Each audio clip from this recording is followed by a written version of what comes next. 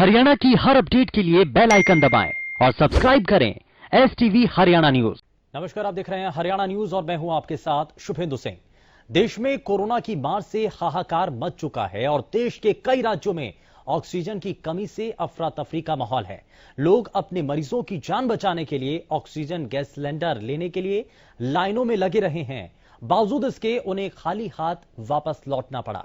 प्रदेश के गृह मंत्री अनिल विज ने दिल्ली सरकार पर हरियाणा का ऑक्सीजन लूटने का आरोप लगाया है, तो राहुल गांधी और प्रियंका गांधी कोविड को लेकर सरकार पर हमलावर हैं। यानी भले ही मरीजों को ऑक्सीजन मिले या ना मिले, लेकिन इस पर राजनेताओं की सियासी ऑक्सीजन जरूर जारी है।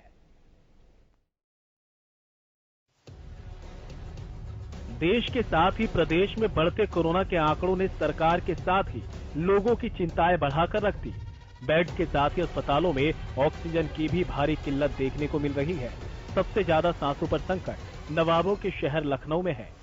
कोरोना वायरस संक्रमण के नए स्ट्रेन के बेतहाशा गति पकड़ने के साथ ही लोगों की तेजी से सांसें भी उखड़ रही है। इस बीच लखनऊ के साथ ही देश के दूसरे महानगरों में भी ऑक्सीजन का आपातकाल है। देश में एक तरफ ऑक्सीजन की भारी किल्लत देखने को मिल रही है, तो वहीं दूसरी ओर महाराष्ट्र के नासिक के जाकिर हुसैन अस्पताल में ऑक्सीजन टैंक लीक होने से दर्दनाक हादसा हो गया, जिसमें कई मरीजों की जान चली गई। ऑक्सीजन का संकट हरियाणा में भी देखने को मिल रहा है। राजस्थान ने ऑक्सीजन की सप्लाई पर रोक लगा दी। इस बीच प्रदेश के गृह एवं स्वास्थ्य मंत्री अनिल विज ने दिल्ली सरकार पर ऑक्सीजन के टैंकर को लूटने का आरोप लगाया। हालांकि उन्होंने कहा कि हरियाणा में ऑक्सीजन की कोई कमी नहीं है। देखिए, हरियाणा में हमारे पास ऑक्सीजन की सफिशिएंट मात्रा है।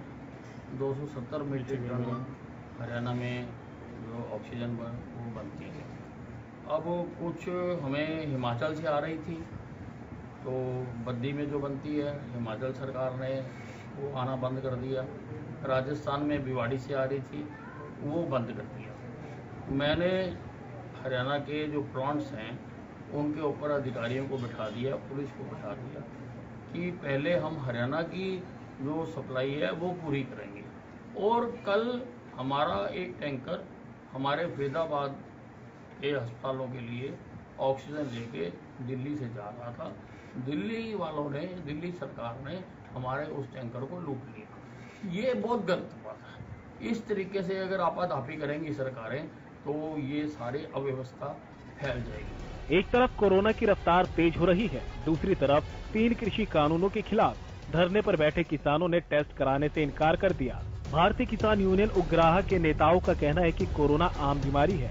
अगर कोई किसान बीमार भी होता है, दवाई बूटी लेकर ठीक हो सकता है।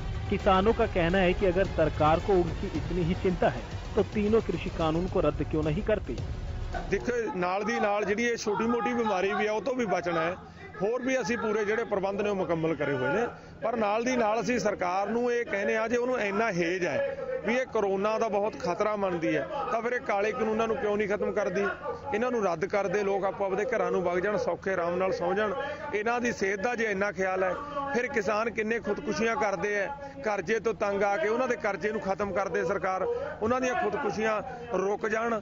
ਜੇ ਸਾਡਾ ਇੰਨਾ ਖਿਆਲ ਹੈ ਸਰਕਾਰ ਨੂੰ ਤਾਂ ਜਿਹੜੇ ਪ੍ਰਾਈਵੇਟ ਹਸਪਤਾਲ ਨੇ ਉਹਨਾਂ ਦੇ ਵਿੱਚ ਫ੍ਰੀ ਦਵਾਈਆਂ, ਫ੍ਰੀ ਇਲਾਜ ਕਰਦੇ, ਉਹਨਾਂ ਦਾ ਸਰਕਾਰੀਕਰਨ ਕਰਦੇ।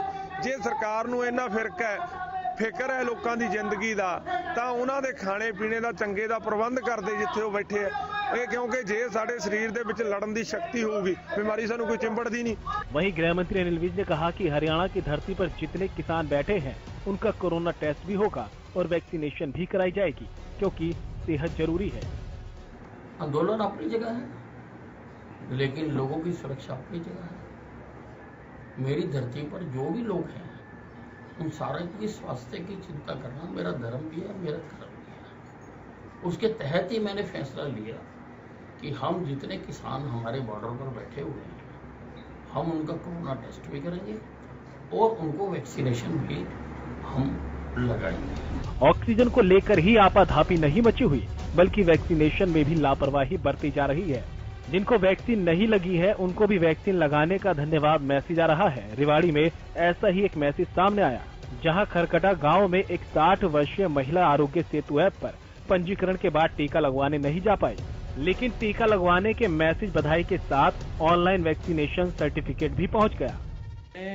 रविवार को अपनी माताजी का वैक्सीनेशन के लिए रजिस्ट्रेशन कराया था, जिसके लिए हमें सोमवार के लिए ना अपॉइंटमेंट मिला था कि आप धारूहेड़ा पीएचसी में जाके अपना वैक्सीनेशन करा लें।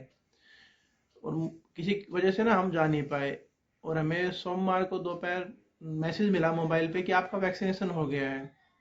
और अचंभे की बात यह है कि हमारा वैक्सीनेशन सर्टिफिकेट भी जारी हो गया, जिसमें हमें कोविशील्ड की मेडिसिन लगी दिखाई गई है। साथ ही जिस नर्स ने लगाया वो भी, आगे कब लगेगी वो भी, ये सब चीजें ना उसमें मेंशन है। एक तरफ कोरोना के आंकड़े तेजी से बढ़ रहे हैं तो दूसरी तरफ पंजाब हरियाणा के बॉर्डर पर स्थित गोलाचीका के महमूदपुर गांव के मंदिर में बिना एसडीएम की अनुमति के मेले का आयोजन किया गया। इस दौरान कोरोना पर लोगों की आस्था भारी दिखी। भारी संख्या में लोग मेले में पहुंचे और सोशल डिस्टेंसिंग की धज्जियां उड़ा दी। इस दौरान पुलिस मूक दर्शक बनी रही। कई जगहों पर सरकारी दावों और हकीकत में अंतर भी देखने को मिल रहा है। ऐसे में जनता सरकारों पर निर्भर रहने की बजाय अगर खुद ही अपनी सुरक्षा करे तो अपने साथ साथ दूसरों की जिंदगी को भी महफूज रख सकती है, क्योंकि जिस तरह से देश प्रदेश में कोरोना की रफ्तार बढ़ रही है उसे हल्के में लेना अपनी जिंदगी से खिलवाड़ करने जैसा है। Bureau report, Haryana news. तो ये रिपोर्ट आपने देखी है और इस रिपोर्ट के जरिए बहुत कुछ तो साफ हो चुका है, लेकिन अस्पतालों में ऑक्सीजन नहीं है, दवाई नहीं है। इस बात को लेकर के संकट बढ़ता जा रहा है और इसलिए ये बार बार कहा जा रहा है कि ये स्वास्थ्य आपातकाल है और अगर ऐसे हालात अब बन चुके हैं तो आखिर इससे निपटा कैसे जाएगा? सरकार का रूट मैप क्या है और सरकार किस दिशा में आगे बढ़ रही है और सरकार की इच्छा शक्ति क्या है? क्या अब सरकार इस तरफ आगे बढ़ रही है? क्योंकि हाल ही में जब प्रधानमंत्री नरेंद्र मोदी ने लोगों को संबोधित किया, देशवासियों को जब अपनी बातें साझा की, तो उस दौरान उन्होंने ये साफ किया कि कोई भी राज्य सरकार लॉकडाउन को अपना आखिरी विकल्प समझें और उससे पहले जो एहतियाती कदम है आपको वो उठाने होंगे। लेकिन जो आज के हालात बन चुके हैं, अब 2,95,041 कोरोना संक्रमित केस जब सामने आए हैं पूरे देश भर के अंदर, तो ये बहुत बड़ा खतरा आज पूरे देश भर के सामने बना हुआ है। तो इन सभी चीजों को लेकर के बात यह भी है कि गुरुग्राम के अंदर, फरीदाबाद के अंदर और सोनीपत के अंदर, खास करके हम गुरुग्राम की बात इसलिए भी कर रहे हैं क्योंकि रेमडेसिविर की ब्लैक मार्केटिंग हो रही है और इस दवा को लेकर के संकट गुरुग्राम में ज्यादा है। और चलिए जरा अब आगे बढ़ते हैं, लेकिन सबसे पहले आज के खास मेहमानों से आपको मिलवा देते हैं। भारतीय जनता पार्टी से प्रवक्ता वीरेंद्र चौहान हमारे साथ कार्यक्रम में जुड़ चुके हैं। वीरेंद्र जी बहुत स्वागत है। कांग्रेस पार्टी से प्रवक्ता निकिता अरोड़ा हमारे साथ कार्यक्रम में जुड़ चुके हैं। निकिता जी बहुत स्वागत है। इंडियन नेशनल लोकदल से प्रवक्ता सुखबीर तंवर हमारे साथ कार्यक्रम में जुड़ चुके हैं। सुखबीर जी बहुत स्वागत है। और स्वास्थ्य सेवाएं हरियाणा पूर्व निदेशक डॉक्टर सतबीर चौधरी हमारे साथ कार्यक्रम में जुड़ चुके हैं। सतबीर जी बहुत स्वागत है। मैं शुरुआत सतबीर जी आपसे ही करना चाह रहा हूं।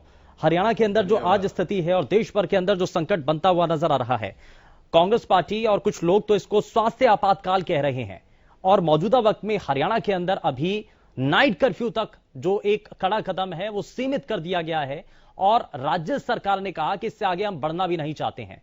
तो आपको लगता है कि हरियाणा भी संभली हुई स्थिति में है, इसलिए सरकार आगे किसी भी कड़े कदम को उठाने से पहले 10 बार सोच रही है, या अब हालात ऐसे बन चुके हैं देश और आसपास के दूसरे राज्यों के अंदर जब सख्ती भरे कदम उठाए जा रहे हैं तो हरियाणा आज कहां पर है?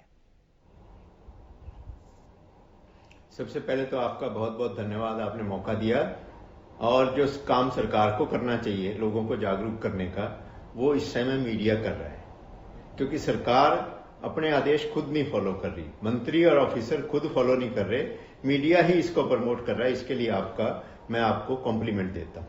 बहुत शुक्रिया सर। दूसरा, जो इस पे राजनीति हो रही है, आपकी 5-6 मिनट की जो रिपोर्ट थी उसमें दिखाया कि दिल्ली और हरियाणा, दिल्ली और हिमाचल की राजनीति हो रही है, तो ये दुर्भाग्यपूर्ण है। ठीक है, ऑक्सीजन की कमी है, कोई आपाधापी हो रही होगी तो सरकार को चाहिए कि पूरी ऑक्सीजन उपलब्ध कराए, जैसे मर्जी कराए, तो ऐसी आपाधापी होगी ही नहीं। जिस भी दवाई की, ऑक्सीजन की जो भी कमी, अब बेड की भी कमी चल रही है, चंडीगढ़ पंचकुला में भी कमी चल रही है, तो जब किसी चीज की कमी होगी तो प्रॉब्लम आएगी। अब पिछली लॉकडाउन में सरकार के पास एक बहुत अच्छा बहाना था कि हमारे लिए नया चीज है, हमारे पास समय बहुत कम है। अब ये बहाना तो खत्म हो गया।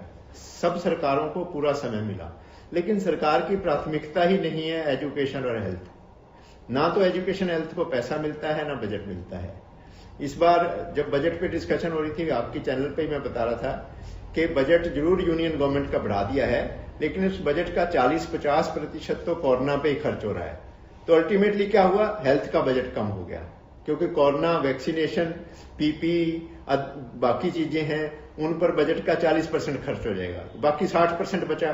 तो पिछले साल के बजट से कम बजट मिला।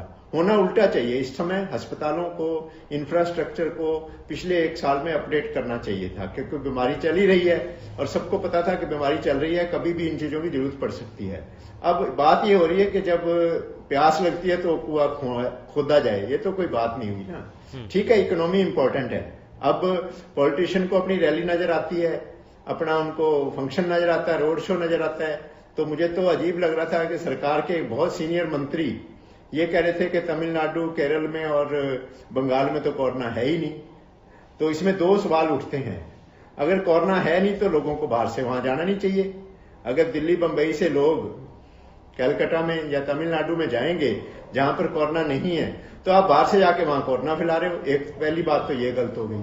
दूसरी बात ये हो गई कि मुझे अच्छी तरह याद है कि जब मई में, पिछले साल मई में और जून में और अप्रैल के एंड में मुश्किल से वहां सैकड़ों हजार मरीज थे, बंगाल में, उड़ीसा में और झारखंड में, लेकिन पूरा लॉकडाउन लगा हुआ था, लोगों को निकलने नहीं दिया जा रहा था। अब जहां हजारों में केस है तो अब सीनियर मंत्री ये कह रहे हैं कि कोरोना वहां है ही नहीं, तो ये कैसे माना जाए? ठीक है। अब अगर 1000 आदमियों में से 4 आदमियों को कोरोना है या 1000 आदमियों से 50 आदमियों में कोरोना है, असेसमेंट किया गया है। मैं जरा जल्दी से इस पर जवाब ले लेता हूं। वीरेंद्र चौहान जी, पिछले साल जब हम शुरुआत में ही आंकड़ों की शुरुआत हो रही थी और धीरे धीरे संक्रमण बढ़ रहा था, हमने बहुत सख्ती भरे कदम उठाए और अलग अलग जगहों से उन कदमों की सराहना भी की जाती है और विपक्षी खेमा हालांकि उन कदमों को लेकर के आलोचना भी करता है। लेकिन अब 1 साल बाद जब हमने सभी चीजों को देख लिया है तो हम सीमित कर चुके हैं। संख्या कोरोना संक्रमण की बहुत तेजी के साथ बढ़ रही है। 3 लाख के आसपास तक कोरोना संक्रमित केस पहुंच चुके हैं। तो अब हम ये कह रहे हैं कि नहीं, अभी तो ठीक है, सबसे आखिरी विकल्प को हमें लॉकडाउन इसको मानना चाहिए।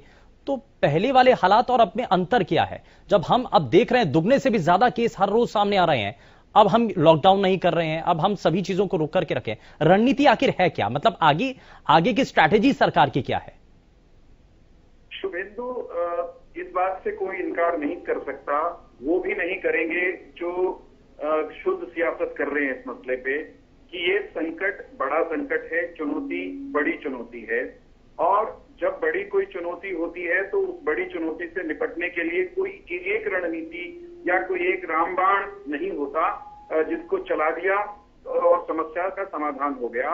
मल्टी प्रोंग्ड अप्रोच, बहुआयामी या यूं कहिए कि अनेक मोर्चों पर उस संकट के साथ हमें लड़ना होता है और कंसंट्रेट करके, फोकस करके सभी मोर्चों को फतेह करके ही संकट को चुकाया जा सकता है। जो ये कंपैरिजन किया जा रहा है कि जब पहली बार कोरोना आया, कोरोना की पहली लहर आई तो हम सख्त लॉकडाउन में चले गए और आज प्रधानमंत्री जी ने कल भी कहा कि लॉकडाउन को अंतिम हथियार के रूप में इस्तेमाल करना चाहिए। तो उस समय की स्थिति में और आज की स्थिति में जो आधारभूत अंतर है उसकी तरफ स्वयं प्रधानमंत्री जी ने इंगित किया। जिस दिन ये अज्ञात अजनबी वायरस आया था और सारी दुनिया पे छाने लगा था, उस दिन इस अज्ञात वायरस की जांच के लिए देश में ले दे करके कुल मिलाकर पूरे देश में एक लेबोरेटरी थी, पीपीई किट्स उपलब्ध नहीं थे, औषधि के नाम पर तो कुछ था ही नहीं क्योंकि वायरस में आया था और किसी को मालूम नहीं था। आज भी दवा के नाम पर कुछ नहीं है, उपचार के नाम पर कुछ नहीं है जो कोरोना के वायरस को मार सकता हो, उसकी रामबाण दवा हो। वैक्सीन आने का सवाल ही नहीं था उस समय। रातों रात या 1 महीने में, 2 महीने में वैक्सीन बनने में वायरस या कोई भी इस तरह की जो संक्रामक बीमारी आती है तो समय लगता है। तो वो दौर संसाधनों की अत्यंत सीमितता का दौर था, इसलिए लॉकडाउन जैसा बहुत सख्त कदम उठाया गया। और तो सर हमने क्या चीजें बदली हैं? हमने इस एक साल में सर मैं जरा छोटा सा सवाल कर रहा हूं। बात अधूरी रह जाएगी। हाँ, बात अधूरी रह जाएगी, मुझे कह लेने दीजिए। ठीक है। तो उस दौर में उन संसाधनों को जुटाने के लिए लॉकडाउन लगाना जरूरी था और संकट बढ़े ना, विकराल ना हो जाए, इसलिए लॉकडाउन लगाया गया। कल प्रधानमंत्री जी ने कहा कि लॉकडाउन को आखिरी हथियार के रूप में अपनाना चाहिए। उसके पीछे लॉजिक ये है कि आज देश में हजारों की संख्या में लैब हमने बना ली हैं, पीपी किट्स की कोई कमी नहीं है, वैक्सीनेट 2 वैक्सीन भारत में बन गई हैं, करोड़ों लोगों को वैक्सीन लग गई है, करोड़ों को लगने की प्रक्रिया में हम हैं, हमारी तैयारी है।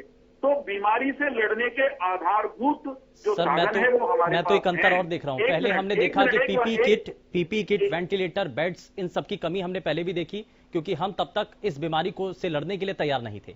लेकिन 1 साल बीत गया, ऑक्सीजन की कमी आज एक बड़ा संकट बन चुकी है।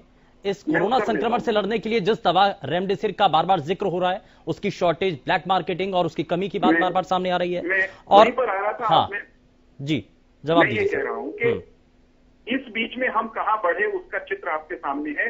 हजारों जांच की लेबोरेटरीज बन गई हैं। हमारे अपने प्रदेश में एक भी लेबोरेटरी नहीं थी। आज 18 लेबोरेटरी सरकारी क्षेत्र में है, 4 और हम, यानी हर जिले में एक जांच लैब। प्राइवेट सेक्टर की लैब इनके अलावा है। सब जगह कोविड डेडिकेटेड अस्पताल या इंफ्रास्ट्रक्चर हमने खड़ा किया है और सभी जिलों को किसी न किसी मेडिकल कॉलेज की जो सुविधा है कोविड की गंभीर स्थितियों को डील करने की, उसके साथ अटैच कर दिया गया है। ऑक्सीजन को लेकर या रेमडेसिविर को लेकर के जो माहौल बनाया जा रहा है, उसमें मैं ये नहीं कहूंगा कि वो इतने सरप्लस हैं कि किसी तत्काल सुलभ है, किसी को तुरंत मिल जाएगा और उसको लेकर के कुछ लोग ब्लैक मार्केटिंग नहीं कर रहे हैं। लेकिन एक वस्तु स्थिति आपके माध्यम से स्पष्ट करना चाहता हूं।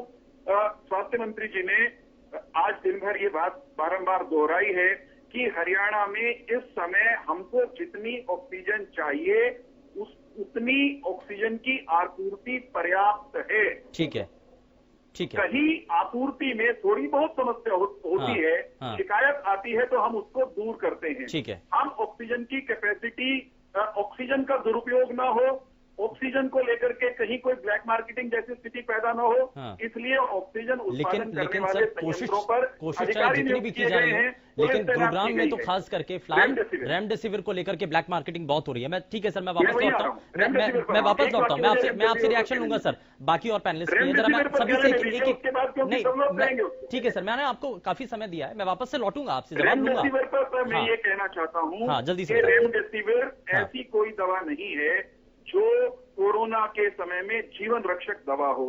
ऐसी दवाई नहीं है जिसे हर मरीज को दिया जाना है। लेकिन कुछ लोग रेमडेसिविर को सर तो ये भी तो बता दीजिए कि ये जो डिमांड क्रिएट हो रही है कहां से हो रही है फिर? मैं कह रहा हूं ना, संकट के समय कुछ लोग ब्लैक मार्केटिंग करने या अफवाहें फैलाकर भय का माहौल क्रिएट तो इसका करके मतलब तो ये है ना सर कि हम ऐसे लोगों के खिलाफ कार्रवाई कर रहे हैं। हाँ। हमने 4 लोगों को गिरफ्तार भी किया गलत काम करने वालों को। सर इस सिस्टम में और भी बहुत से लोग हैं ऐसे, 4 लोग तो बहुत कम बता रहे हैं आप। क्या ठीक है, मैं निकिता जी जरा जल्दी से रिएक्शन ले रहा हूं। रेमडेसिविर को लेकर के सरकार ये कह रही है, ऑक्सीजन की कमी को लेकर के सरकार कह रही है कि अभी फिलहाल स्थिति सामान्य है, ऑक्सीजन की कमी नहीं है, जितनी उपलब्धता होनी चाहिए वो सभी चीजें हैं। रेमडेसिविर को लेकर के ब्लैक मार्केटिंग हो रही है, ये तो खुद मान भी रहे हैं वीरेंद्र जी, लेकिन इसको रोकने के लिए सरकार सख्ती से कदम उठा रही है। आपको लग रहा है कुछ लोगों को अभी इस दौरान एक्शन भी लिया गया, लेकिन चेन बहुत लंबी है, मान रहे हैं आप भी ये निकिता जी?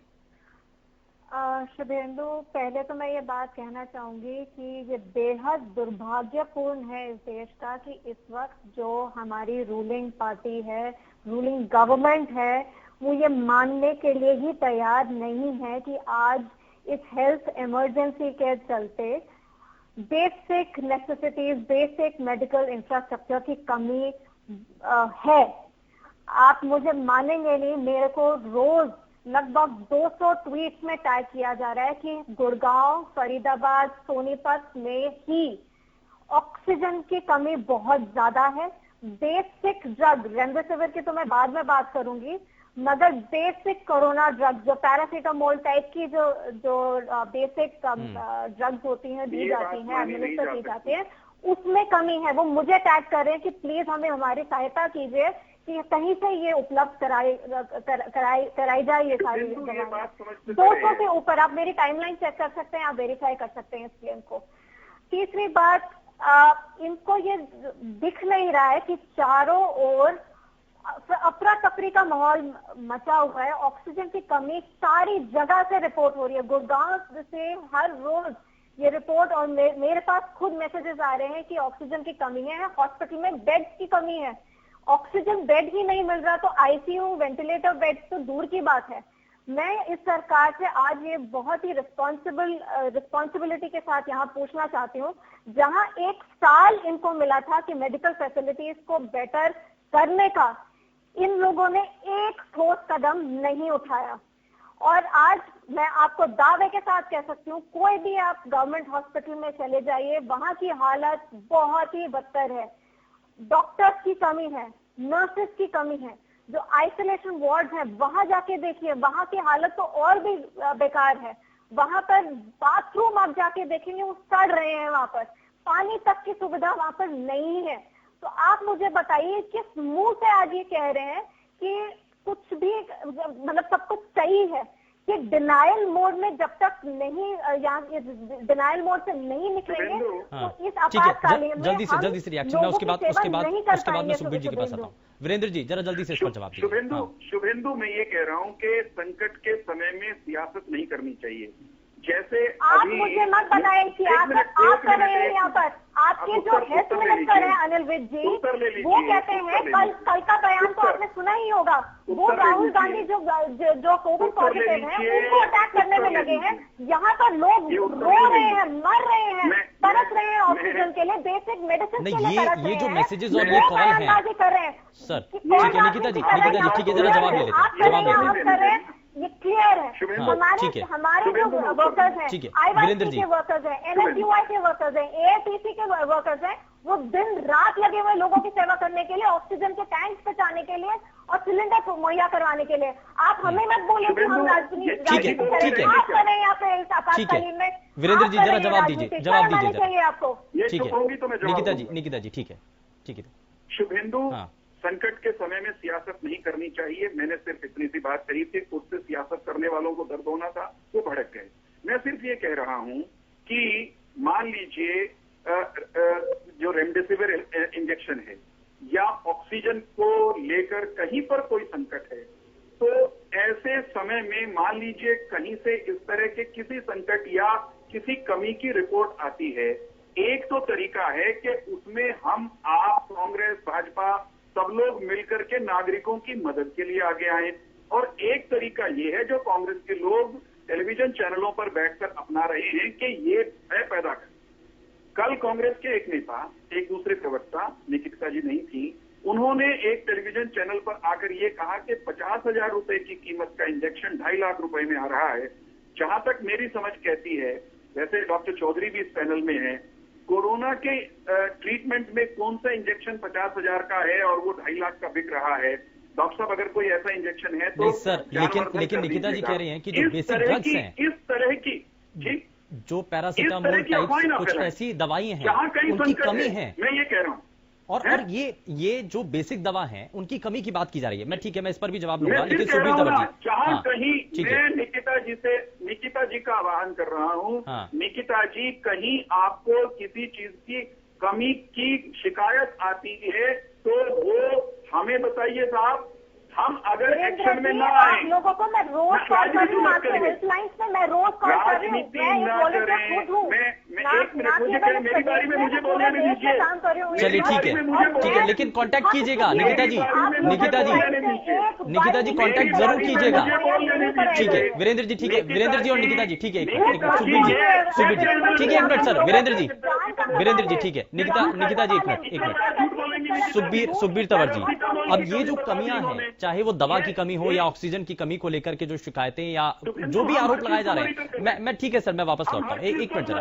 ठीक है सुखबीर जी, अब वो जो दवा है या ऑक्सीजन की कमी है जिसको लेकर के बार बार ये कहा जा रहा है कि पैनिक क्रिएट ना करें, सरकार बार बार कह रही है कि स्थिति फिलहाल सामान्य है, ब्लैक मार्केटिंग बेशक हो सकती है कि रेमडेसिविर को लेकर के हो रही हो, लेकिन पैनिक क्रिएट ना करें, और विपक्ष के कुछ लोग पैनिक क्रिएट कर रहे हैं, हम कार्रवाई कर रहे हैं उसमें भी। ठीक है, जिस प्रकार से आपने अपनी रिपोर्ट में दिखाया, एक चतुर्थ श्रेणी का कर्मचारी डॉक्टर का काम कर रहा है, टांके लगा रहा है, इससे हरियाणा के स्वास्थ्य विभाग की पोल खुल जाती है, कहने को चाहे कोई कुछ भी कहे। इसके अलावा भारतीय जनता पार्टी का पुराना कथन है कि आपदा में अवसर तलाशना चाहिए। निसंदेह जिस प्रकार से टेस्टिंग, ट्रैकिंग, आइसोलेशन और ऑक्सीजन के वितरण की व्यवस्था है और रेमडेसिविर, और जिस प्रकार से कांग्रेस की प्रवक्ता महोदया बता रही है पैरासीटामोल की भी। निसंदेह अखबार में भी है, अनेक चैनल्स पे हैं, और ये इस प्रकार की कमी। और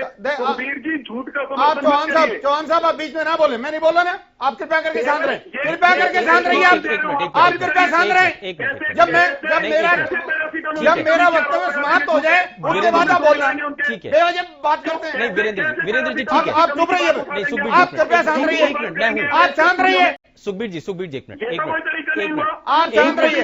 सुखबीर तंवर जी, वीरेंद्र जी मैंने क्या कह दिया सर? वीरेंद्र क्या जी, गलत कह दिया? वीरेंद्र जी क्या गलत कह दिया? क्या गलत कह दिया? एक बात बताएं, आप क्या गलत कह दिया?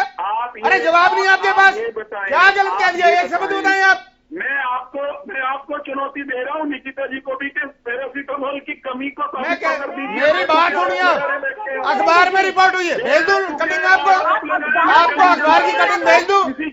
बेवजह की बात करते हैं, देश प्रदेश को प्रकरण में लगे हुए हैं, बीच में बोलेंगे, अखबार की कटिंग भेज दूं आपको?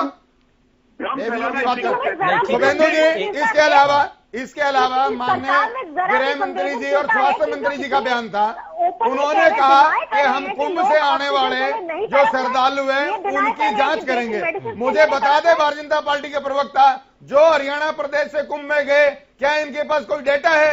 और जो कुंभ से आए, क्या कोई डेटा है? ऐसे हवाई बयान देने से कोरोना संभलने वाला नहीं है। इसके अलावा मैं आपके चैनल के माध्यम से पूछना चाहता हूं, जब इन्होंने पूरी व्यवस्था में पूरी हरियाणा रोडवेज की बस चला दी, फिर वीकली लॉकडाउन का क्या अर्थ रह गया? परसों में डिबेट में थे, जवाब नहीं दिया, जवाब देना। इसके अलावा जिस प्रकार से विगत के 1 साल में केंद्र सरकार और हरियाणा सरकार भी जो इस कोरोना के दृष्टिगत अंतर्राष्ट्रीय स्तर की तैयारियों के हिसाब से जो तैयारियां होनी थी वो नहीं हुई। जो डॉक्टर सतवीर जी ने जो बात बताई, जिस प्रकार से बजट की बात बताई, उससे आप मुंह मोड़ सकते हैं। निसंदेह जिस प्रकार से हरियाणा प्रदेश में हरियाणा प्रदेश के निवासियों की सुरक्षा के लिए 1 साल में जो बजट की एलोकेशन होनी चाहिए थी वो नहीं हुई, और उसका उदाहरण है जो आपके क्लास 4 टांके लगा रहा है सोनीपत में। इन बातों का जवाब दो, बेफिजूल में बीच में बोलना शुरू कर देते हो। ठीक है, मैं इस पर जवाब लूंगा, लेकिन एक छोटे से ब्रेक लेंगे। ठीक है, मैं वीरेंद्र जी आपसे इस पर जवाब लूंगा, मैं इस पर आपसे जवाब लूंगा, लेकिन एक छोटे से ब्रेक के लिए हमें यहाँ जरूर रुकना होगा, और एक छोटे से ब्रेक के लिए हम यहाँ रुक रहे हैं, लेकिन ब्रेक के उस पार जरा इस सवाल का जवाब तलाशेंगे कि आखिर क्या कारण है सोनीपत के एक अस्पताल के अंदर एक स्वीपर टांके लगा रहा है। बड़ा सवाल यही है कि किसके निर्देश थे, डॉक्टर के द्वारा सहमति दी गई और उसके बाद टांके लगाए जा रहे हैं। बात यहां पर रेमडेसिविर को लेकर के भी है, उस दवा को लेकर के ब्लैक मार्केटिंग हो रही है, लेकिन इस सब को कैसे रोका जाएगा, सरकार की जिम्मेदारी। ब्रेक के बाद आप सभी का स्वागत है। सभी खास मेहमान लगातार हमारे साथ कार्यक्रम में बने हुए हैं। जरा जल्दी से आगे बढ़ते हैं। मैं जरा जल्दी से वीरेंद्र चौहान जी, ब्रेक पर जाने से पहले कई सवाल हुए, जरा उनका जवाब दीजिए आप, उसके बाद मैं सतवीर चौधरी जी आपका रुख करूंगा। वीरेंद्र जी जवाब।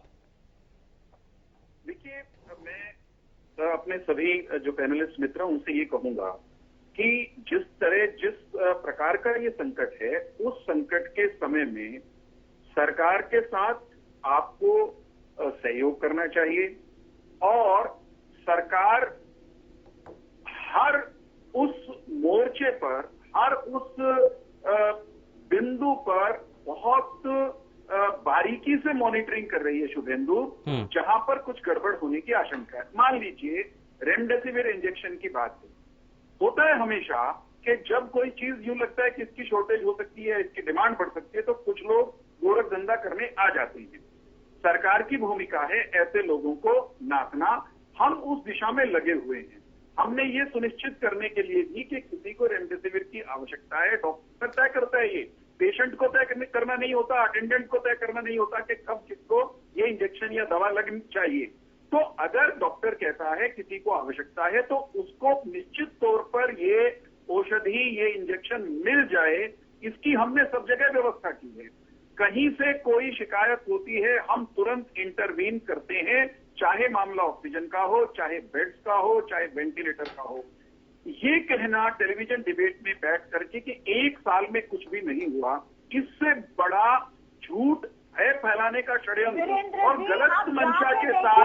देखिए निकिता, अपनी बारी में बोल लीजिएगा, अपनी बारी में बोल लीजिएगा, मुझे कहने दीजिए,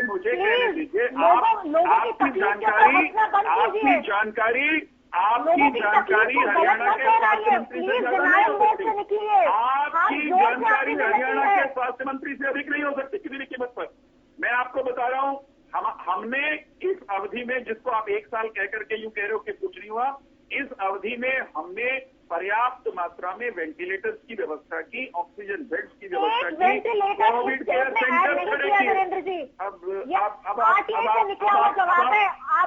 मुझे तो कह रहे नहीं, आपको कह रही है, आपको भ्रम फैलाएंगी ही, आपको भ्रम फैलाएंगी। आप तो उस पार्टी की प्रवक्ता है जिसने ये कहा था कि कानून बनने से गलत या झूठ फैलाना अच्छा नहीं ठीक है, होता। एक मिनट निकिता जी, ठीक है, ठीक है, नहीं एक मिनट निकिता जी, वीरेंद्र जी, निकिता जी उस पार्टी की प्रवक्ता है। एक बात नहीं सर, ठीक है, ये निकिता जी उस पार्टी की प्रवक्ता है जिन्होंने ये कह करके देश के सारे अल्पसंख्यकों को डरा दिया था, मुसलमानों को खासतौर पे, कि सीएए से सबकी नागरिकता चली जाएगी। अब ये सबको डरा रही है कि मृत्यु आ गई, वैक्सीनेटर नहीं है, वैक्सीन नहीं है, इंजेक्शन नहीं है। अरे आपने तो वैक्सीन को लेकर कौन चलाया? आपकी लीडरशिप में वीरेंद्र चौहान जी, ठीक है, निकिता जी, वीरेंद्र चौहान जी, अच्छा चलिए, अब अगर कानूनों को लेकर के भी बात है, तो किसानों के साथ जो मान मनव्वल चल रहा है, अभी तक तो ये था कि कानूनों पर स्थिति साफ हो, वो पीछे जाए या सरकार पीछे हटे, इस बात को लेकर के चर्चा थी।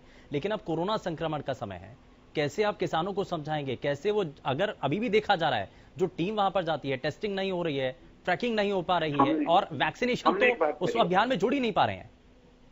हमने एक बात कही है, किसानों का आंदोलन अपनी जगह, उनकी मांगे अपनी जगह, उनका हक है आंदोलन करते रहना। हमने पहले बातचीत लगातार की, आगे भी हमारा प्रयास है कि बातचीत से मामला हल हो जाए। लेकिन हल होने तक ये तो सबको मानना ही चाहिए कि इस संकट के समय सबकी वैक्सीनेशन होनी चाहिए। हमने ये कहा है, हम वही आंदोलन पर बैठे बैठे सब किसानों को वैक्सीनेट करने के लिए तैयार है, हमारी टीमें प्रतीक्षा कर रही हैं। हम ये भी कह रहे हैं कि हम सबकी कोरोना जांच करने के लिए तैयार हैं। अब आप ये देखिए कि इस बिंदु पर आकर कोई राजनीतिक दल या आंदोलनकारी या आंदोलनजीवी ये कहें कि इसमें भी सरकार का कोई षड्यंत्र है, तो आपको समझ में आ जाएगा कि उनकी मंशा मानने की नहीं है, तर्क पर कोई बात करना ही नहीं चाहते, केवल और केवल आशंकाएं फैलाना, भय फैलाना, भ्रम फैलाना। नहीं तो आप तो सच्चाई बता सकते हैं सर, सरकार अगर अपील कर रही है तो उसके बाद भी तो नहीं मान रहे ना, उसके बाद भी सरकार की बातों को तो नहीं सुना जा रहा ना। हम निरंतर कह रहे हैं, सरकार तो यही कर सकती है ना, मना ही सकती है ना शुभेंदु। सरकार मना सकती है, सुविधा उपलब्ध करा सकती है। सरकार ने कहा हम एक का कोरोना टेस्ट करने के लिए तैयार हैं, हम हर किसान को वैक्सीनेट करने के लिए तैयार हैं। चलिए ठीक है, ठीक है, इसका तो कोई आंदोलन से कोई संबंध नहीं है ना। ठीक है, ठीक है निकिता जी, ठीक है सर, ठीक है, मानने के लिए तैयार नहीं, ठीक है, वापस ले ले, जब तक स्थिति बेहतर नहीं होती है। 3 साल में कानून आप कोरोना का नाम लेकर कानून तो लागू नहीं है। देखिए कितना बड़ा झूठ बोल रही है निकिता को, ये नहीं पता कि कानून सस्पेंडेड है, कानून ऑलरेडी सस्पेंडेड है, झूठ की राजनीति है। निकिता कानून तो सस्पेंडेड है, कौन सी राजनीति कर रहे हो? कानून तो ऑलरेडी सस्पेंडेड है, कानून ऑलरेडी सस्पेंडेड है, आप बेनकाब होते हो। यहाँ पर आप बेनकाब होते हो, कानून लागू ही नहीं है, कानून आज की तारीख में सस्पेंडेड है। तो सर किसान क्यों नहीं जा रहे वापस? वीरेंद्र चौहान जी, अगर ये सब कुछ कदम उठ चुके हैं तो किसानों तक तो ये बात पहुंचानी पड़ेगी ना कि उनकी जो मांग थी वो पूरी हो चुकी है। अच्छा शुभेंदु, क्या किसानों को ये नहीं पता कि कानून निलंबित हैं, अदालत के आदेश से निलंबित हैं? हम उनको वैक्सीनेट करना चाहते हैं, हम उनका टेस्ट करना चाहते हैं। आप कोरोना का बहाना दिखाकर ब्लैकमेल करेंगे। चलिए ठीक है, मैं जरा चर्चा में सुखबीर जी को शामिल कर रहा हूँ। सुखबीर जी, ये राजनीति हो रही है क्या सिर्फ? भारतीय जनता पार्टी के प्रवक्ता तो कह रहे हैं कि सभी चीजें तो पूरी हो चुकी हैं। शुभेंदु जी, जिस प्रकार से, हालांकि आज ये चर्चा का विषय नहीं था, फिर भी कांग्रेस की प्रवक्ता और भारतीय जनता पार्टी की प्रवक्ता जब ले ही आई इस विषय को, तो मैं विगत वर्ष में आपका ध्यान ले जाना चाहता हूं। जब कोरोना यहां भारत में चरम सीमा पे था, उस वक्त चोर दरवाजे से अध्यादेश के रूप में ये कानून लाए, और जिस प्रकार से लोकसभा में बिना प्रश्नकाल के ये काले कानून पास हुए, और उसमें राज्यसभा में क्या हुआ ये देश ने देखा, प्रदेश ने देखा। उसके मैं आपके चैनल के माध्यम से जानना ये भी चाहता हूं, जो सुप्रीम कोर्ट ने कमेटी गठित करी उसकी रिपोर्ट भी आ गई, फिर किस बात का इंतजार है? हाँ। इसके अलावा मैं कहना आपके चैनल के माध्यम से ये चाहता हूं, केंद्र की सरकार को जिस प्रकार से किसानों का ये आंदोलन चला और जो इन काले कानूनों के विषय में प्रतिरोध हुआ, इस प्रकार के प्रतिरोध की अपेक्षा नहीं थी। ये कोरोना काल में इन चीजों को अपने पूंजीपति मित्रों को फायदा पहुंचाने के लिए कि ना कोई बोलेगा ना कोई बात है, अब इनके जान को आफत आ चुकी है। आपका जब विषय आए तब बोलिएगा, अगर मैंने इसमें कोई गलत बयान नहीं करी आप जवाब दे देना, देश प्रदेश की जनता देख रही है, बीच में बोलने की क्या जरूरत है? कोई जरूरत ही नहीं है। अगर मेरी कोई बात गलत लगती है आप जवाब दे देना अपना, और जो मैंने पहले सवाल उठाए उनका जवाब दे दो, आप वीकेंड लॉकडाउन का जवाब दे दो, निसंदेह आपके पास कोई जवाब नहीं है। आप इस देश और प्रदेश में पूरी तरह बेनकाब हो चुके हैं, आपके पास धरातल की जो विषय है उनका कोई जवाब नहीं है, सिवाय झूठे आंकड़े, सिवाय बरगलाने के आपका कोई काम नहीं है। इन बरगलाने वाले विषयों से आप बाहर आ जाओ और जनता की जो आज की डिमांड है, जो आज का विषय, उसमें जनता की सेवा करने का प्रयास करें आप। एक बड़ा सवाल यहाँ पर ये भी, ठीक है सर, मैं वीरेंद्र जी आता हूं, मैं आता हूं जरा, हमारे साथ जो है सतवीर चौधरी जी भी लगातार बने हुए हैं। सतवीर जी, मैं जरा जल्दी से इस पर रिएक्शन लेना चाह रहा हूं कि रेमडेसिविर, ये एक आंकड़ा पेश किया गया और ये कहा गया कि जो अभी तक केसेस कोरोना संक्रमित आ रहे हैं उसमें सिर्फ 15% केस में ही रेमडेसिविर की जरूरत होती है। तो अगर 15% केस में रेमडेसिविर की जरूरत है तो इतनी डिमांड कहां से आ रही है? और ये इस बात को वीरेंद्र जी भी कह रहे हैं कि ऐसा नहीं है कि ये तो क्योंकि डॉक्टर की प्रिस्क्रिप्शन पर ही होता है, लेकिन इस सबके बाद ये डिमांड क्रिएट क्यों हो रही है? ठीक है, धन्यवाद जी। तो पहले तो मैं वीरेंद्र चौहान जी को थोड़ा सपोर्ट कर देता हूं। ये इन्होंने ये बात कही कि रेमडेसिविर है या टोसिलिजुमैब है, जो भी दवाई देनी है जिसकी शॉर्टेज है वो डॉक्टर की प्रिस्क्रिप्शन पे दी जाए, मैं बिल्कुल ठीक बात है। लेकिन इसमें प्रॉब्लम यहां पर आ रही है, चाहे अपोलो हॉस्पिटल है, चाहे मेदांता है, चाहे फोर्टिस है, चाहे अल्केमिस्ट है, जो भी बड़े बड़े हॉस्पिटल गवर्नमेंट से रिकॉग्नाइज्ड हैं, जिनमें मंत्री, एमएलए, बड़े बड़े अफसर खुद जाके दाखिल होते हैं। जब वो अभी कांग्रेस की प्रवक्ता बता रही थी कि 40,000 का इंजेक्शन जो है 2 लाख का मिल रहा है, वो ठीक है, मैं उसको एंडोर्स करता हूं कि मुझे इसकी पर्सनल नॉलेज है। अब कोई किसी बड़े हॉस्पिटल से, फोर्टिस से किसी को टोसिलिजुमैब का इंजेक्शन है, भारत में बनता नहीं, बाहर से आता है, ठीक है, एक इंजेक्शन 40,000 का, ये तो डॉक्टर ने डिसाइड करना है जरूरत है कि नहीं जरूरत है। लेकिन अगर डॉक्टर मरीज को लिख देता है और रिकॉग्नाइज्ड हॉस्पिटल है, बड़ा हॉस्पिटल है, तो मरीज की तो मजबूरी है ना कहीं से लाना। तो इसमें मैं सपोर्ट कर रहा हूं कि लिखना नहीं लिखना वो डॉक्टर ने देखना। लेकिन सतबीर जी, और पीजीआई में या सेक्टर 32 में, चंडीगढ़ में, हर केस में आज देखा जा रहा है कि हर केस में रेमडेसिविर की डिमांड हो जाती है, तो ये डॉक्टर ही तो लिख रहे हैं, तो ये एकाएक सभी चीजों में हर मैं तो बता रहा हूं। हाँ। इसमें मैं इतना एंडोर्स कर रहा हूं वीरेंद्र जी को कि अगर किसी फोर्टिस से लिखा जा रहा है, मेदांता से लिखा जा रहा है, रिकॉग्नाइज्ड हॉस्पिटल से अगर लिखा जा रहा है तो अवेलेबल होना चाहिए। दूसरी बात ये कह रहे हैं, देखो पहली बात तो ये मानना पड़ेगा, इस टाइम बेड की शॉर्टेज है, ऑक्सीजन की शॉर्टेज है। वही बात है जैसे अब सरकारी प्रवक्ता से पूछा जाए, अफसरों से पूछा जाए, वो कहेंगे जी सभी मास्क पहनते हैं, लेकिन सच्चाई है आप किसी मार्केट में चले जाओ, 80% लोग मास्क नहीं पहन रहे, 80% लोग सोशल डिस्टेंस नहीं मेंटेन कर रहे। ये तो वही बात है, दिन के समय आप कहोगे रात है, रात को कहोगे दिन है, तो उसका तो कोई इलाज नहीं है ना। ये सच्चाई है कि ऑक्सीजन की कमी एक सवाल ये भी उठाया गया, नंबर 2 अगली बात मैं बताना चाहता हूँ, ये ऐसी चीज नहीं है, उसकी भी कमी है। सर क्या वाकई में ऐसा है? नहीं, अगली चीज मैं ये बता रहा हूं कि चलो मेडिसिन रेमडेसिविर है या टोसिलिजुमैब है, ये इंजेक्शन ऐसे हैं कि अगर कोई कंपनी हजारों में बना के रख लेती और ना लगते तो कंपनी का नुकसान होता है, कंपनी नहीं बनाएगी। लेकिन ऑक्सीजन और बेड, ये चीजें ऐसी हैं, मैं कहता हूं पंचकुला में, अब मुझे आज की जानकारी है, इस टाइम पानीपत में, करनाल में, पंचकुला और चंडीगढ़ में चारों जगह बेड की कमी है। चारों जगह ऑक्सीजन की कमी है, चारों जगह का मुझे पर्सनली नॉलेज है, आप अपने रिपोर्टर से पूछ लीजिए, किसी से पूछ लीजिए, कमी है। और मैं ये बताना चाहता हूं कि अगर बेड जितनी जरूरत है उसके 1.5 गुना रखे जाएं तो नुकसान क्या है। इसी प्रकार ऑक्सीजन कोई ऐसी चीज तो है नहीं ऑक्सीजन की एक्सपायरी हो जाएगी, कुछ हो जाएगा। तो ये चीजें तो बहुत ज्यादा मात्रा में होनी चाहिए, मेरी ये सोच है। ठीक है, तो ये बहुत ज्यादा मार्केट मात्रा में होनी चाहिए। दूसरा, मंत्री जी खुद कह रहे हैं कि ऑक्सीजन हमारी चुरा ली गई, शॉर्टेज है तभी चुराई गई है ना। ये तो एक्सपर्ट्स मान रहे हैं। मैं बहुत विनम्रता से डॉक्टर सतबीर जी की बात में कुछ चीजें जोड़ूंगा। मैंने पहले कहा कि जब कोई संकट बढ़ता है तो उस संकट के दौरान कुछ लोग उस संकट का दोहन शोषण करने के लिए आ जाते हैं। कभी कभी व्यवस्था में भी खामी होती है और इस दौरान भी कहीं व्यवस्था में खामी हो सकती है, मैं उससे इनकार नहीं कर रहा हूं। लेकिन मैं ये दावा कर सकता हूं मुस्तैदी के साथ हम ऐसी हर खामी को दुरुस्त करने के लिए मोर्चे पर निरंतर तैनात हैं। ऑक्सीजन की मंत्री जी ने स्वयं बताया कि अभी हाल जितनी ऑक्सीजन हरियाणा में हमारे यहाँ उत्पन्न पैदा होती है, यानी तो जितनी उसकी प्रोडक्शन होती है वो हमारी डिमांड को मीट करने के लिए पर्याप्त है। थोड़ा सा उन्होंने ये इंडिकेट के स्पष्ट ही कहा है कि हिमाचल से मान लीजिए 32 से कोई आपूर्ति हो रही थी और एक उन्होंने और बताया राजस्थान से शायद थी, तो वो अगर रुक गई तो एकदम उस चेन के टूटने से थोड़ा बहुत अव्यवस्था हो सकती है, परंतु हम तुरंत चीजों को ऑगमेंट करने की कोशिश में हैं।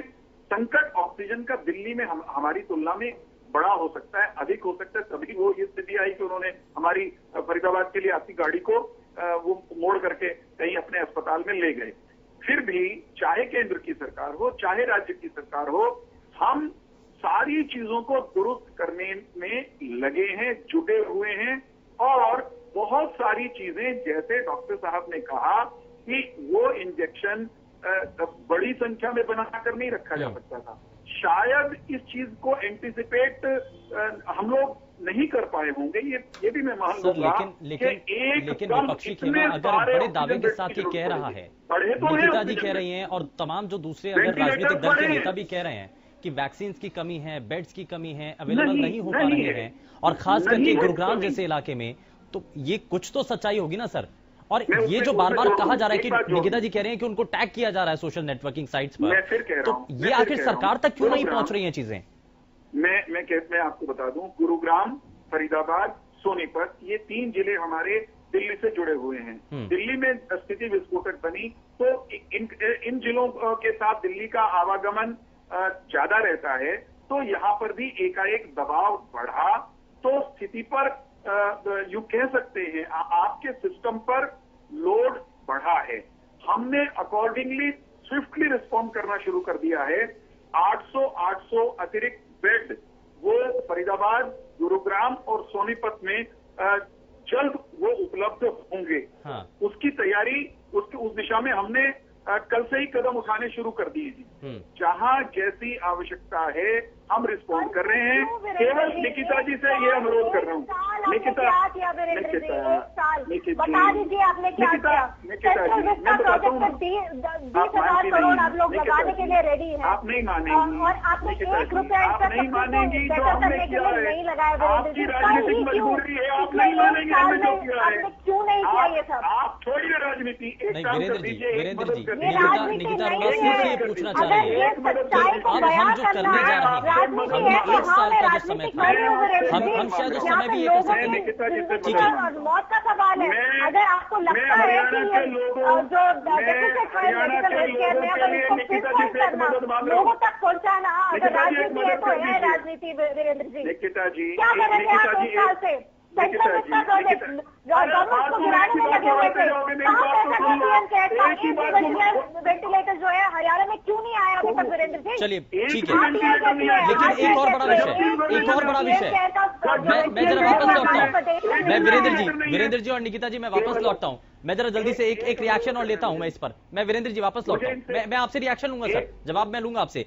सुखबीर तंवर जी, ऑक्सीजन टैंकर को लेकर के अब टक्कर हो रही है सरकारों में। हमने इससे पहले देखा कि पानी को लेकर के लड़ाइयां होती थी, पानी को लेकर के एक राज्य दूसरे राज्य तक सप्लाई को लेकर के कोर्ट तक पहुंचता था, और हरियाणा और पंजाब की लड़ाई तो सामने ही है, SYL नहर के पानी को लेकर के लड़ाई चल रही है। लेकिन अब ऑक्सीजन टैंकर को लेकर के कहा गया है हरियाणा के स्वास्थ्य और गृह मंत्री की तरफ से, अनिल विज साहब कहते हैं कि टैंकर लूटा जा रहा है। शुभेंदु जी, हम सब भारतीय लोकतंत्र में हैं और पूरे देश में कहीं भी ये घटना हुई हो, ये कहीं ना कहीं ये घटना ये दर्शाती है कि आज हमारे देश में कोरोना महामारी का दृश्य क्या है। जो भी ये घटना हुई वो निसंदेह गलत है, लेकिन कहीं ना कहीं हमें जो राजनीतिक हमारी एक दूसरे की मजबूरियां हैं, दलगत राजनीति से ऊपर उठ के ये समझना चाहिए कि आज भयावह स्थिति है और जिस प्रकार से एक साल के दौरान मैं पुनः कहूंगा जो चीजों की व्यवस्था होनी चाहिए थी और कहीं ना कहीं जिस प्रकार से एक नियोजन होना चाहिए था स्वास्थ्य सेवाओं का, वो निसंदेह नहीं हुआ है। भारतीय जनता पार्टी के प्रवक्ता जितनी मर्जी सेखी बगारे, हालात आपके सामने है, गुड़गांव के हालात हैं, फरीदाबाद के, पूरे हरियाणा प्रदेश के, पंचकुला के डॉक्टर साहब बात कर रहे हैं। देखिए, इन चीजों से टेलीविजन पे बैठ के बात करने से स्वास्थ्य सुविधाओं में विस्तार होने वाला नहीं है। निसंदेह बजट का जो विषय आया था उसमें हम नाकामयाब रहे हैं। आगे हम कितना क्या करेंगे वो एक अलग बात है। और विगत के 5-7 साल की बात करें, शिक्षा और स्वास्थ्य पे केंद्र की सरकार और प्रदेश की सरकार पूर्णतः विफल रही है। ठीक है, मैं जरा जल्दी से निकिता जी, मैं आता हूं वीरेंद्र जी। निकिता जी, अब सरकार को आगे सख्ती भरे कदम उठाने की जरूरत है। अभी तक का जो सिस्टम है, सरकार ये मानकर चल रही है कि सभी चीजें व्यवस्थित हैं, लेकिन सिर्फ नाइट कर्फ्यू के जरिए सब कुछ रोका जा सकता है क्या? आगे कोई बड़ा कदम उठाने की जरूरत है? शुभेंद्र जी, जिस तरह के हालात अभी इस वक्त बन चुके हैं, जहां पर 3 लाख केसेस प्रतिदिन रिपोर्ट किए जा रहे हैं और टेस्टिंग की कमी है, यहाँ पर सुख सुविधाओं की कमी है, तो मैं मानती हूँ यहाँ पे डैमेज कंट्रोल के नाम पर आपको और सख्त कदम उठाने पड़ेंगे, क्योंकि आपका जो मेडिकल इंफ्रास्ट्रक्चर है इस प्रेशर को नहीं झेल पाएगा, क्योंकि आपने उसमें किसी तरह की कोई इंप्रूवमेंट पिछले 1 साल में नहीं की। ठीक है, तो मेरा यह मानना है कि कल जैसे प्रधानमंत्री ने मैं जल्दी से जरा सभी से रिएक्शन ले लेता हूं। वीरेंद्र चौहान जी, अब नाइट कर्फ्यू के बाद अगला बड़ा कदम क्या? हालांकि स्वास्थ्य मंत्री बार बार ये कह रहे हैं कि हम लॉकडाउन नहीं चाहते, हम चाहते हैं कि सिर्फ कड़ाई के जरिए ही सख्ती करके हम चीजों को मैनेज कर लें। लेकिन हमने दिल्ली में देखा कि नाइट कर्फ्यू लगाया गया और उसका नाइट कर्फ्यू के बाद वीकेंड कर्फ्यू किया गया। सैटरडे और संडे जो है पूरी तरीके से आवाजाही को रोका गया। तो कोरोना संक्रमण की चेन को उससे कुछ हद तक तो रोका जा सकता है। तो यानी कि जो आप कह रहे हैं कि रोजगार भी चलता रहे और कोरोना संक्रमण से लड़ाई भी जारी रहे, तो ये भी कदम उठाया जा सकता है। देखिए, जिस चौराहे दोराहे पर इस समय हम और आप खड़े हैं, वहां पर निश्चित तौर पर प्राण रक्षा पहली आवश्यकता है, जिंदगी बचे ये पहली आवश्यकता है, पहली प्राथमिकता है, और बची हुई जिंदगी वो चलती रहे, रवानगी पर रहे, ये उसके साथ जुड़ी हुई उतनी ही महत्व की बात है। इसीलिए स्वास्थ्य मंत्री जी ने ये कहा, इसीलिए हरियाणा सरकार इस दिशा में इस लाइन पर चल रही है, और इसीलिए प्रधानमंत्री जी ने भी कहा कि लॉकडाउन अंतिम विकल्प होना चाहिए, क्योंकि लॉकडाउन बची कुची जिंदगी को भी वो एक तरह से घोट देता है, रोक देता है। परंतु ये कहना गलत होगा आज यहाँ पर इस डिबेट में कि कल को अगर स्थिति विकटता की तरफ और बढ़ती है तो पूर्ण लॉकडाउन जैसा कठोरतम जिसको विकल्प हम कह रहे हैं, या लास्ट जो अंतिम विकल्प है, उसको अपनाया नहीं जाएगा। मैं एक बात दोनों हमारे प्रवक्ताओं ने कहा, दोनों पैनलिस्ट ने कहा, डॉक्टर सतबीर जी ने भी थोड़ा बहुत उस तरफ संकेत किया। मैं ये कहूंगा एक और बड़ा संकट सर, मैं जरा जल्दी से एक सवाल और जोड़ देता हूं इसमें कि पलायन करते हुए मजदूरों से अपील किया है सरकार। मुख्यमंत्री, गृह मंत्री, स्वास्थ्य मंत्री बार बार ये कह रहे हैं कि हम पलायन करते हुए मजदूरों को अपील करते हैं, लेकिन इसका असर तो होता नहीं, नजर नहीं आ रहा है। आज भी पलायन की कई तस्वीरें गुरुग्राम से देखने को मिली हैं।